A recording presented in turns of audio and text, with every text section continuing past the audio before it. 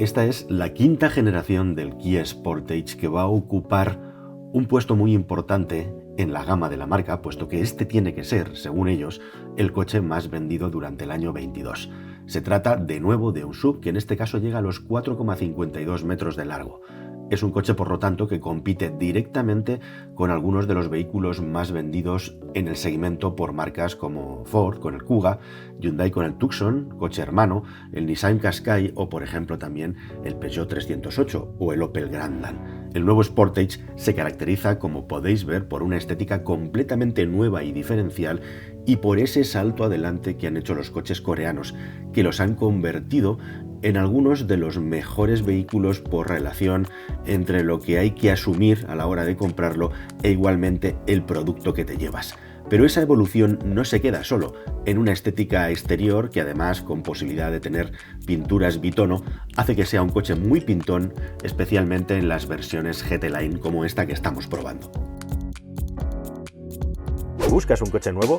Entra en carwow.es y mi equipo te ayudará a encontrarlo y conseguir el mejor precio. carwow.es, el comparador de precios de coches nuevos.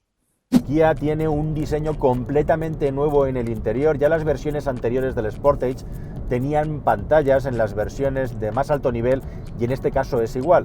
Las versiones de menor acabado tienen una instrumentación analógica y una pantalla no muy grande, y las versiones de mayor nivel de acabado, de los 3 niveles, que ahora vamos a ver y detallar, tienen nada menos que 2 pantallas de 12.3 pulgadas que son santo y seña de la casa. Son unas pantallas con una calidad gráfica muy buena, con una información muy clara y con una fluidez a la hora de movernos entre los menús y la información que es muy satisfactoria, de entre las mejores de su clase. Hay una diferencia importante respecto al anterior Sportage, quizá la mayor, aparte de ese crecimiento de tamaño, que es el asunto de las calidades de acabado. Este coche tiene muchos mejores materiales y se nota un salto muy importante para ponerse entre los top de su clase en lo que se refiere a cómo están ajustados los distintos elementos y los plásticos. Al final el diseño es bastante sencillo y lo que prima sobre todo y lo más importante es la presencia que tienen las 2 pantallas principales de la instrumentación.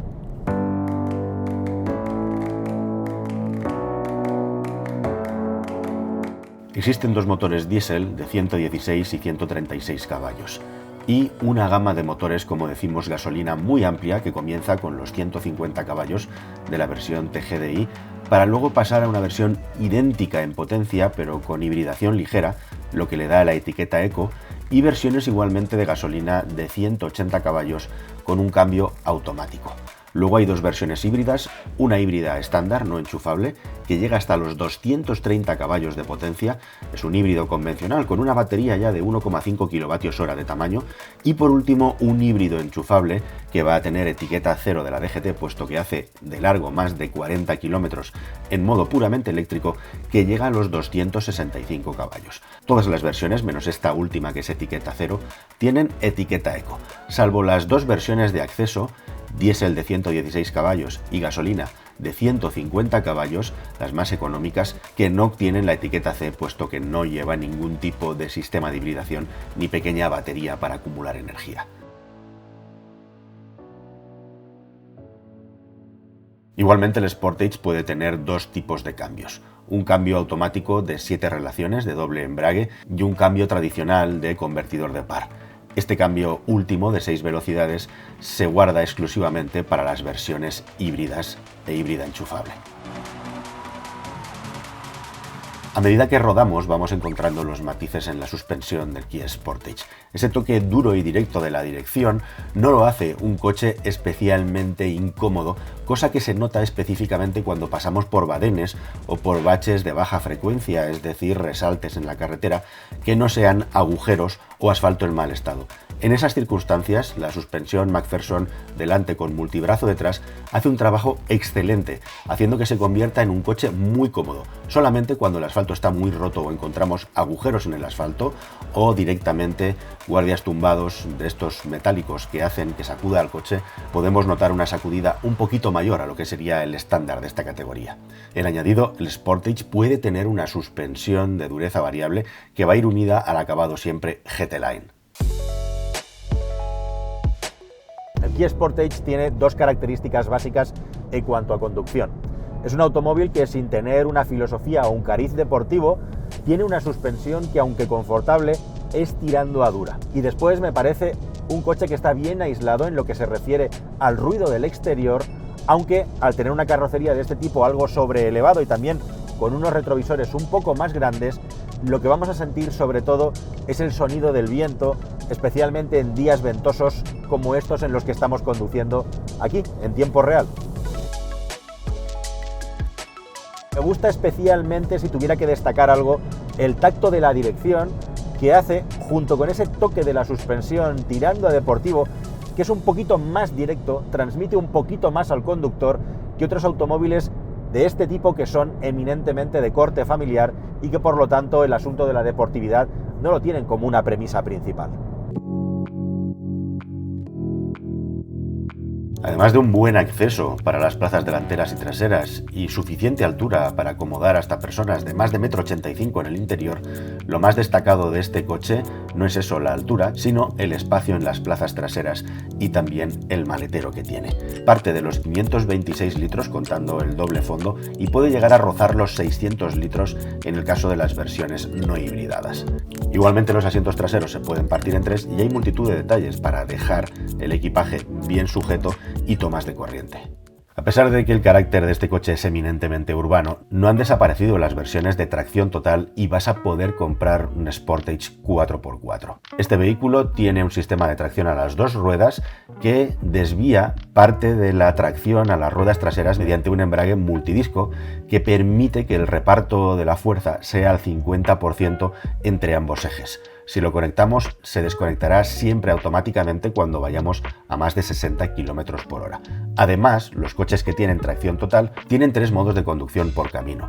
Está el modo de nieve, está el modo de barro y está el modo de arena, en el que cada uno de ellos cambia la forma en la que el coche transmite la fuerza al suelo y también cómo funcionan las ayudas electrónicas. En añadido, el control de descenso es de serie en todas las versiones. No es un coche todoterreno, pero nos va a permitir circular por campo sin ningún tipo de problema con ese pequeño extra de elevación que nunca viene nada mal, teniendo en cuenta que luego no penaliza especialmente la conducción en carretera.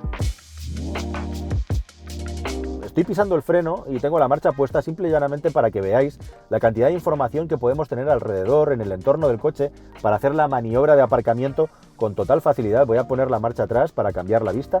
A través de la pantalla podemos cambiar la forma en la que vemos todo nuestro entorno. E igualmente también otra cosa muy interesante es un asistente de cambio de carril visual que tenemos en la instrumentación, en esta otra gran pantalla. Ponemos el intermitente a la derecha y el coche directamente nos enseña en la instrumentación lo que vemos a través del retrovisor. Tenemos la visión del retrovisor y también una visión con más angular hacia abajo para poder tener siempre la seguridad de que no viene ningún coche y no estamos haciendo la maniobra de manera peligrosa en ningún caso.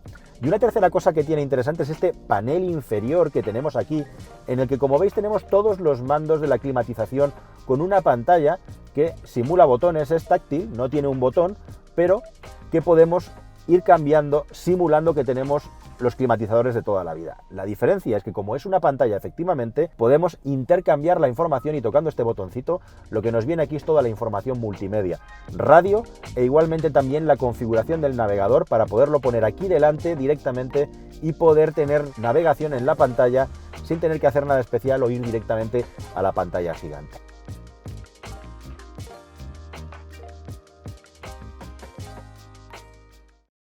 Pasan los días, pasan los kilómetros a bordo del Kia Sportage y los matices y las sensaciones van surgiendo y se van consolidando respecto a las calidades de este coche. Me parece que es un coche que está muy bien hecho y que destaca por eso, y que la calidad de los elementos tradicionales, los plásticos, pero sobre todo también de las dos pantallas, la visibilidad y la forma de utilizarlas, es muy buena. Y es uno de los grandes logros de este coche.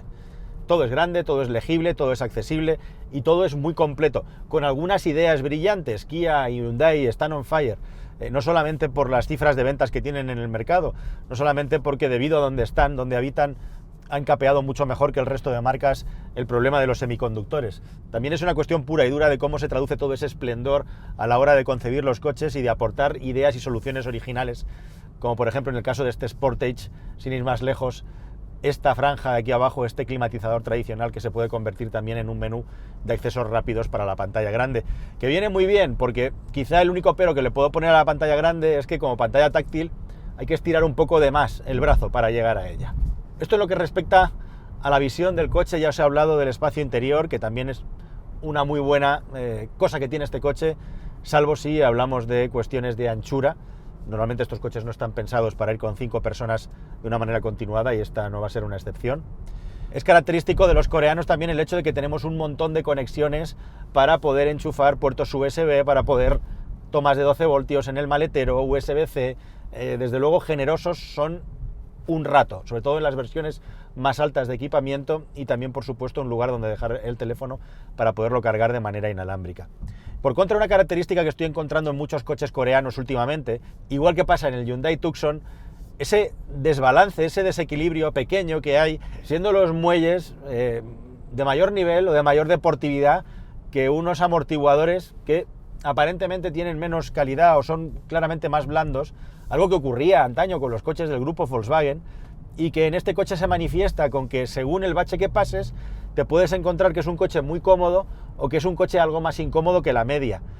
Eso no quiere decir que sea malo en ese aspecto, sino que es tirando a duro, especialmente cuando encontramos baches en los que al amortiguador no le da tiempo a absorber, es decir, baches como agujeros que hay en la carretera o líneas con resalte de estas que tocan duro en el interior si pasas con un poquito de velocidad. Ahí se nota un coche duro. Sin embargo, en aquellos resaltes como ondulaciones en las que el coche sube, se mantiene y baja, subidas y bajadas, baches en los que al amortiguador le da tiempo a hacer su trabajo, pues el coche funciona proporcionalmente mucho mejor y de realmente al principio te desconcierta. ¿Esto es un coche duro? ¿Es un coche blando? ¿Qué es? Bueno, pues es un coche intermedio, pero en ocasiones resulta un poco más incómodo de la media por esa característica de los coches coreanos. Otra cosa que no me ha gustado y que quizá para mí es lo que más desmerece en este coche es el funcionamiento del cambio de 7 marchas de doble embrague. Encuentro en este cambio cosas que hacía tiempo que no veía en un coche con cambio de doble embrague para mal.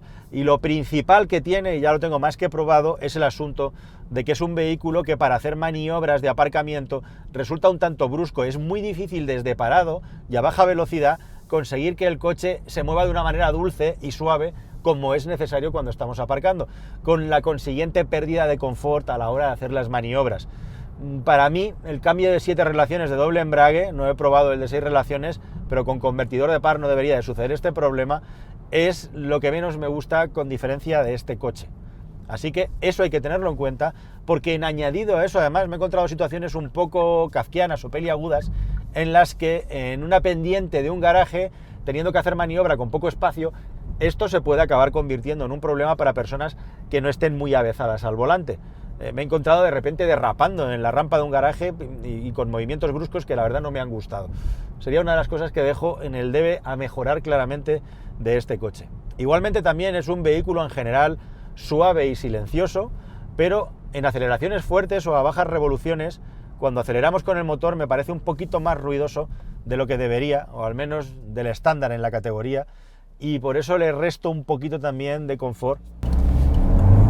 En estas situaciones en las que hacemos un arranque para incorporarnos a una rotonda, el motor podía ser más silencioso.